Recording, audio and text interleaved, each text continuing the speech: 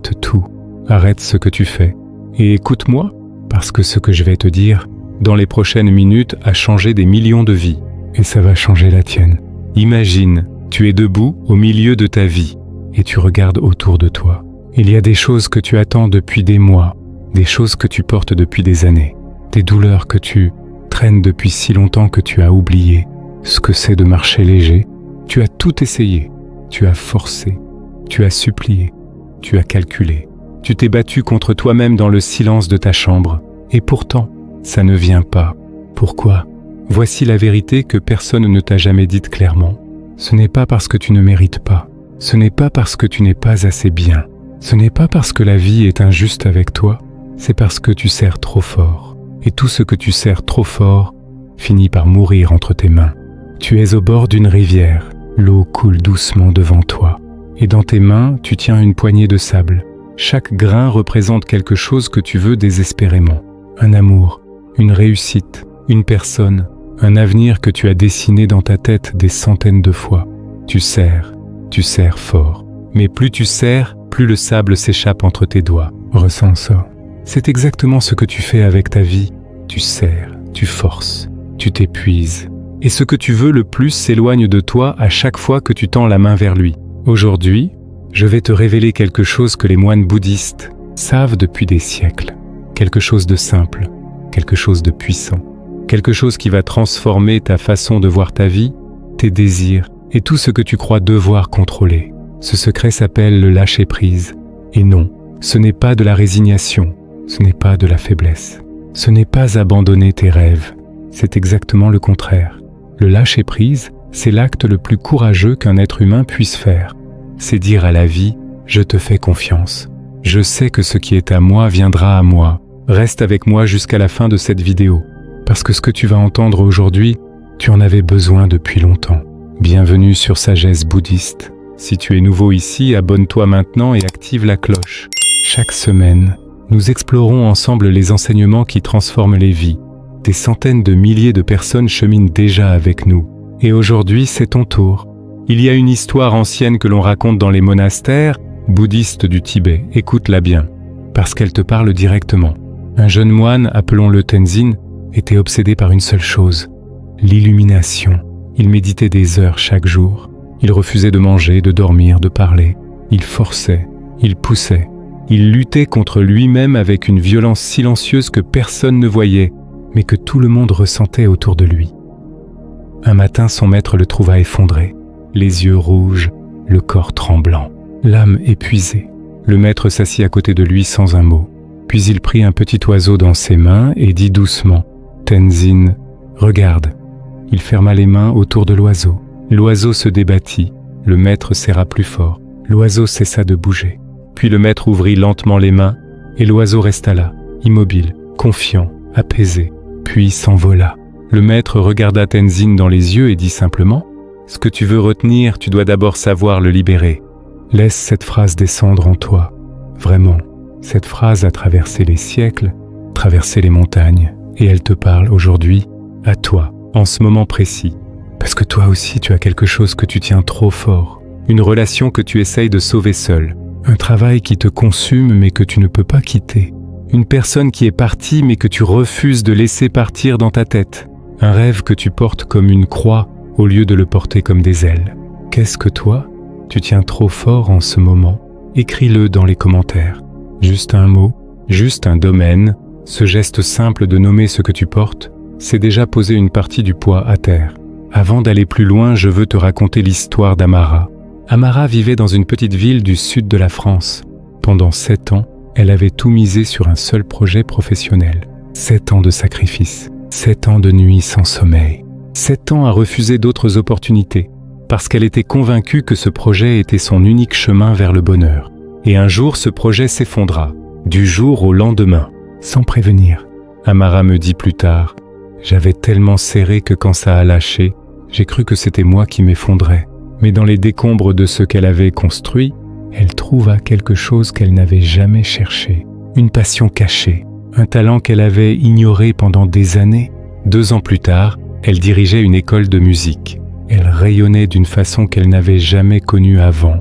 Et elle dit souvent aujourd'hui, Mon effondrement était en réalité une ouverture. La vie m'offrait quelque chose de plus grand, mais je ne pouvais pas le voir tant que je serrais l'ancien. La vie t'offre peut-être quelque chose de plus grand, quelque chose que tu n'as pas encore imaginé, quelque chose qui te correspond bien plus que ce que tu forces en ce moment. Mais tu ne peux pas le recevoir tant que tes mains sont fermées. Voici la première vérité que le Bouddha nous a laissée. Grave-la dans ta mémoire. La souffrance naît de l'attachement. Pas de l'effort, pas du désir, de l'attachement. Il y a une différence immense entre vouloir quelque chose et s'y accrocher comme si ta vie en dépendait. Vouloir, c'est planter une graine. Tu la poses dans la terre, tu l'arroses, tu fais confiance au soleil. S'accrocher, c'est déterrer la graine chaque matin pour vérifier si elle a poussé. C'est la tenir dans ta main en pleurant. C'est lui ordonner de grandir. La graine ne peut pas pousser dans ta main fermée. Elle a besoin de la terre. Elle a besoin de l'obscurité. Elle a besoin du temps. Elle a besoin que tu lui fasses confiance. Est-ce que tu fais vraiment confiance à la vie? Est-ce que tu fais confiance au chemin qui est devant toi? Les bouddhistes ont un mot pour décrire cet état d'attachement forcé. Ils l'appellent upadana, l'agrippement. Upadana, c'est cette main invisible qui se referme sur ce que tu veux, sur ce que tu crains de perdre, sur ce que tu ne peux pas laisser partir. Et le Bouddha enseignait que cet agrippement est la racine de toute souffrance humaine, non pas parce que désirer est mauvais, mais parce que l'agrippement te dit un mensonge. Il te chuchote à l'oreille. Si tu lâches, tu perds tout. Alors que la vérité est exactement inverse. Quand tu lâches prise, ce qui est à toi revient. Quand tu lâches prise, ce qui n'était pas pour toi disparaît. Et c'est une grâce. Quand tu lâches prise, la vie peut enfin bouger dans la bonne direction. Répète ces mots, intérieurement ou à voix haute. Quand je lâche prise, ce qui est à moi revient. Quand je lâche prise, je deviens libre. Quand je lâche prise, la vie commence. Laisse ces mots s'installer. Laisse-les descendre. Laisse-les faire leur travail en toi. Voici maintenant pourquoi tu n'arrives pas à lâcher prise. Et je vais être direct avec toi, parce que tu mérites la vérité.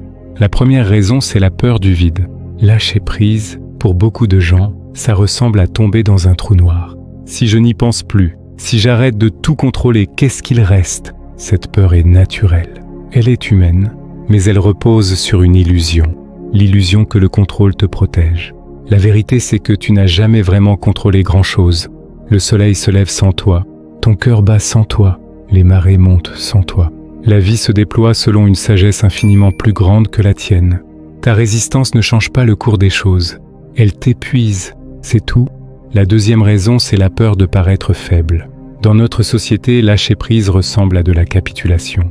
On t'a dit qu'un gagnant ne s'arrête jamais, qu'il faut toujours pousser plus fort, qu'abandonner c'est échouer.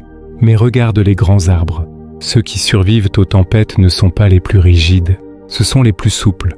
Le bambou plie sous la tempête. Il ne se brise pas. Il revient à la verticale quand le vent s'arrête. Toujours. Le lâcher-prise, c'est la souplesse du bambou, pas la fragilité, la sagesse. Et la troisième raison, la plus profonde, la plus douloureuse, c'est que quelque part tu n'as plus confiance en la vie. Tu as été déçu, trahi, abandonné. Tu as demandé et tu n'as pas reçu. Tu as espéré et tu as souffert. Tu t'es ouvert et on a abusé de cette ouverture. Alors tu as décidé, quelque part au fond de toi, sans même t'en rendre compte, que si tu ne forces pas les choses toi-même, rien ne se passera. Est-ce que c'est vrai pour toi? Prends un moment, vraiment. Parce que voici ce que je veux que tu entendes profondément. Ce qui est à toi ne peut pas te passer à côté. Ce qui est à toi t'attend. Il attend juste que tu arrêtes de bloquer le chemin avec ta résistance. Je veux te parler de Kenji maintenant, médecin au Japon. Brillant, respecté de tous, mais Kenji portait depuis 20 ans une blessure que personne ne voyait. Son père était mort sans qu'ils se soient réconciliés. 20 ans de culpabilité silencieuse. 20 ans de colère retournée contre lui-même. 20 ans à se punir pour quelque chose qu'il ne pouvait plus changer. Un soir, un vieux moine lui dit ces mots. « Tu portes ton père comme une pierre autour du cou. Mais lui, il est déjà libre. C'est toi qui refuses de l'être. » Kenji pleura pendant 1 heure. Puis il écrivit une longue lettre à son père, pleine de tout ce qu'il n'avait jamais pu dire. Et il la brûla dans un jardin. Il raconte que le moment où les flammes consumèrent la dernière page, il sentit quelque chose se déposer en lui, quelque chose qu'il portait depuis si longtemps qu'il avait oublié que ça ne lui appartenait pas. Tu portes peut-être quelque chose qui n'est plus à toi, une vieille douleur, une vieille colère, une vieille version de toi-même que tu refuses de laisser partir. Tu as le droit de la poser. Tu as le droit d'être libre. Maintenant, pas demain, maintenant. Voici des pratiques concrètes, des outils que les moines utilisent depuis des siècles et que toi tu peux commencer aujourd'hui. La première pratique, la visualisation de l'ouverture. Trouve un endroit calme, assieds-toi, ferme les yeux, pense à quelque chose que tu essaies de contrôler en ce moment, quelque chose qui te pèse, quelque chose que tu portes depuis trop longtemps. Donne-lui une forme dans ton esprit, une couleur, un poids. Tiens-le dans tes mains imaginaires, regarde-le vraiment. Et maintenant, dis ces mots à voix haute, je te confie à la vie, je te fais confiance, et je me fais confiance. Ouvre les mains, laisse partir. Cet exercice répété chaque matin pendant 7 jours commence à reprogrammer quelque chose dans ton cerveau. Il brise le cycle de l'agrippement, il crée de l'espace, et dans cet espace, la vie peut enfin entrer. La deuxième pratique, la phrase du soir. Ce soir, avant de t'endormir, prends un carnet et écris une seule phrase. Aujourd'hui, j'ai fait ma part. Le reste appartient à la vie. Une phrase, chaque soir, pendant 30 jours. Cette pratique dépose le poids de la journée. Elle ferme la porte à l'anxiété. Elle dit à ton esprit, tu peux te reposer. Et dans ce repos, les réponses que tu cherchais arrivent, souvent au matin, fraîches, claires, lumineuses. La troisième pratique, la gratitude anticipée. Chaque matin, avant de te lever, reste allongé 30 secondes seulement. Et dis ces mots, je suis reconnaissant pour ce qui est déjà là, et je fais confiance à ce qui vient. 30 secondes, chaque matin. Cette pratique change tout. Elle commence ta journée depuis l'abondance, au lieu de la commencer depuis le manque. Sème la gratitude, récolte l'abondance. Sème la peur, récolte la résistance. Sème la confiance, récolte la paix. Qu'est-ce que tu veux semer à partir d'aujourd'hui? Écris-le dans les commentaires. Et si cette vidéo t'a touché, partage-la maintenant avec quelqu'un qui en a besoin. Tu ne sais pas quel poids tu peux aider quelqu'un à poser avec un simple partage. Il existe dans le bouddhisme zen un état que les maîtres considèrent comme le sommet de la sagesse humaine. Ils l'appellent Mushin, l'esprit sans esprit. C'est l'état dans lequel tu agis sans être encombré par la peur, sans être paralysé par l'ego, sans être esclave du résultat. Les maîtres du sabre japonais consacraient leur vie entière à atteindre cet état. Non pas pour devenir des machines, mais pour devenir des rivières, fluides, naturelles, puissantes. Une rivière ne force pas son chemin. Elle ne se bat pas contre les rochers, elle les contourne avec grâce. Elle trouve toujours son chemin vers la mer. Toi aussi tu as cette sagesse en toi, cette fluidité, ce naturel. Mais tu l'as enfoui sous des années de résistance. Quand tu lâches prise, tu redeviens une rivière. Je veux te parler de Kimiko maintenant. Une femme au Japon qui avait passé 15 ans à attendre que son ex-mari revienne, 15 ans à refuser d'avancer, 15 ans à vivre à moitié, 15 ans à porter un amour qui était parti depuis longtemps.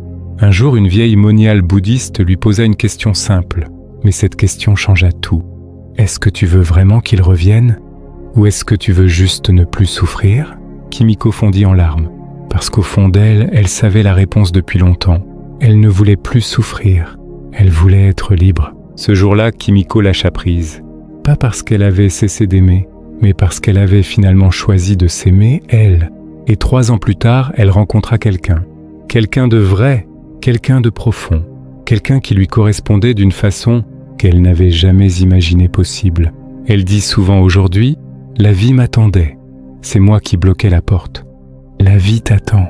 Arrête de bloquer la porte. Le lâcher-prise bouddhiste, ce n'est pas l'inaction. Ce n'est pas rester assis à ne rien faire en attendant que le ciel. C'est agir sans s'attacher au résultat. Il y a une différence immense entre ces deux façons de vivre. Je vais tout faire pour que ça marche, et si ça ne marche pas, je serai détruit. Et je vais tout faire pour que ça marche. Et quoi qu'il arrive, je ferai confiance à ce qui vient. La deuxième phrase, c'est du lâcher-prise en action. Tu plantes la graine, tu arroses, tu fais ta part, et puis tu laisses le soleil faire la sienne. C'est ce que les bouddhistes appellent le non-attachement au fruit de l'action.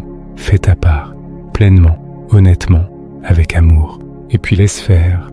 Il y a un moine tibétain nommé Mathieu Ricard.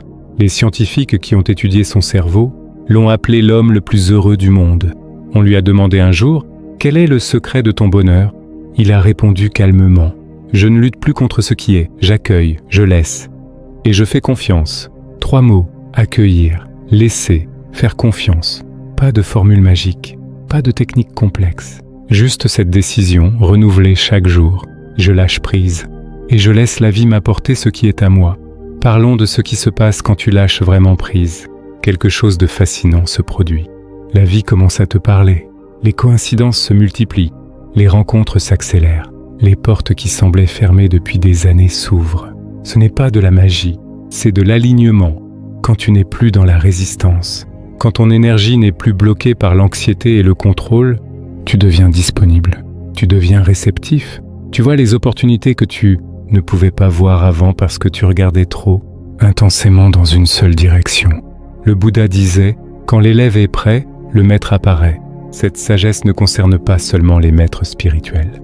Elle concerne tout ce dont tu as besoin dans ta vie. Quand tu es prêt, ce qui est à toi apparaît. Et être prêt, ça commence par lâcher prise. Le lâcher prise ne veut pas dire que tu n'auras plus jamais de douleur, que ta vie deviendra un long fleuve tranquille sans turbulence. La vie continuera à t'apporter des défis, des pertes, des surprises douloureuses. Mais la différence, c'est ceci. Avant le lâcher prise, quand la douleur arrive, tu lui ajoutes une couche de résistance. Tu te bats contre elle, tu refuses qu'elle soit là. Et cette résistance double, triple, décuple la souffrance. Après le lâcher prise, quand la douleur arrive, tu la laisses traverser. Tu l'accueilles. Tu lui dis « Je vois que tu es là. Je te laisse passer. » Et elle passe. Parce que tout passe. Tout. Absolument tout. C'est l'enseignement fondamental du Bouddha sur l'impermanence. Anicca. Rien n'est permanent. Ni la joie, ni la douleur, ni les circonstances, ni les personnes, ni les moments. Tout est en mouvement. Et la souffrance naît de vouloir figer ce qui est fait pour bouger. Laisse la vie bouger, et tu bougeras avec elle. Je veux te poser une question importante. Une question que j'aimerais que tu prennes vraiment au sérieux. Qu'est-ce que tu portes en ce moment que tu n'es pas supposé porter seul? Quelle situation dans ta vie te demande plus d'énergie qu'elle ne devrait? Quelle relation te vide? Quel projet te paralyse? Quelle attente te ronge de l'intérieur? Écris-le dans les commentaires. Juste le domaine. L'amour, le travail, la famille, la santé, la confiance en soi. Ce simple geste de nommer ce que tu portes, c'est déjà poser un peu du poids à terre. Et la communauté sagesse bouddhiste est là. Des milliers de personnes qui cheminent, comme toi, vers plus de paix, plus de liberté, plus de légèreté. Tu n'es pas seul dans ce chemin. Nous avons parlé du sable qui s'échappe quand on serre trop fort. Nous avons parlé de l'oiseau qui s'envole quand on ouvre les mains. Nous avons parlé de la rivière qui trouve toujours son chemin. Et maintenant, je veux que tu t'imagines une dernière fois. Tu es au bord de cette rivière. Mais cette fois, tu n'as rien dans les mains. Tu regardes l'eau couler, tranquille, puissante, constante. Et tu réalises quelque chose. Cette rivière, c'est ta vie. Elle coule. Elle avance. Elle contourne les obstacles. Elle trouve toujours son chemin vers quelque chose de plus grand. Et toi, tu n'as pas besoin de la forcer. Tu n'as pas besoin de la contrôler. Tu n'as qu'à la rejoindre. Plonge dans ta propre vie. Fais-lui confiance. Fais-toi confiance. Parce que ce qui est à toi est déjà en chemin vers toi. Ça a toujours été en chemin. Il attendait juste que tu ouvres les mains. Quand tu lâches prise, la vie commence. Quand tu lâches prise, ce qui est à toi revient. Quand tu lâches prise, tu deviens enfin libre. Répète ces mots. Encore. Quand je lâche prise, la vie commence. Quand je lâche prise, ce qui est à moi revient.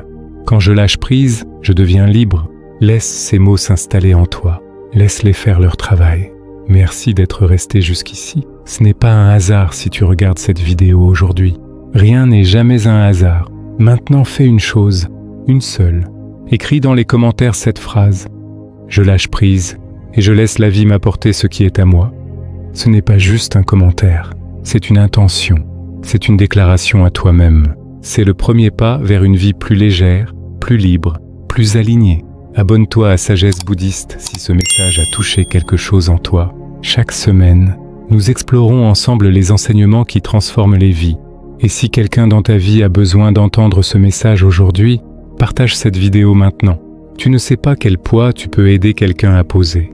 Laisse un like pour soutenir la chaîne et aider plus de gens à entendre ce message. Rappelle-toi, toujours, tu n'as pas à tout porter. Tu n'as pas à tout forcer. Tu n'as qu'à lâcher prise et laisser la vie faire le reste.